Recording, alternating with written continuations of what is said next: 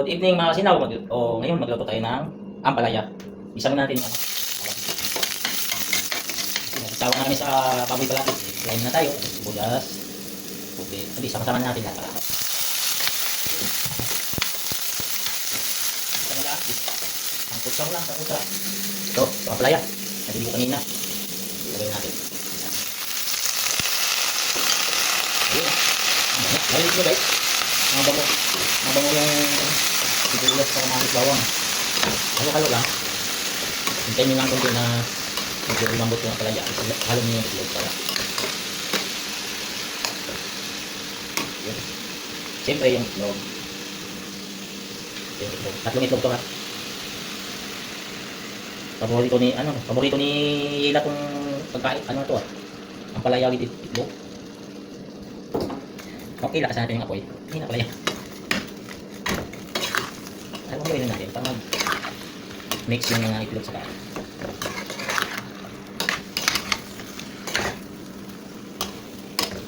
Yan.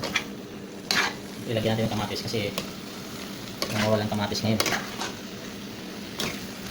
Kung magluto kayo ng ampalaya mga kasinaw, kung magluto kayo ng ihiwain nyo na yung ampalaya tapos babad nyo sa tubig. Kung ayaw nyo yung ampalaya na mapait, babad nyo sa tubig kahit kalating oras tapos nakahiwa na, mawala yung pait mo. Kasi kung gusto nyo mapait, huwag nyo ibabad sa tubig. Sa akin, ano to, nababad ng isang oras para wala pait. Kaya yung anak ko, ito kumakain ng ampalaya, lalo na si Ila, sarap talaga. Sabi, hindi mapait yung ampalaya pa. Siyempre nababad ko sa isang oras, babad sa tubig para hindi siya mapait. Pero may mga ano naman na gusto mapait.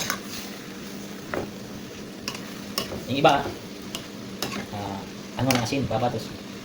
Pangit naman yung ganyan. Kasi mawala ng sustansya ng ampalaya. Kung ano mo ng asin, tapos pikaan ng asin, para mawala ng pait, wala na. Wala nang vitamins niyan, kasi wala nang mapait. Okay, diba?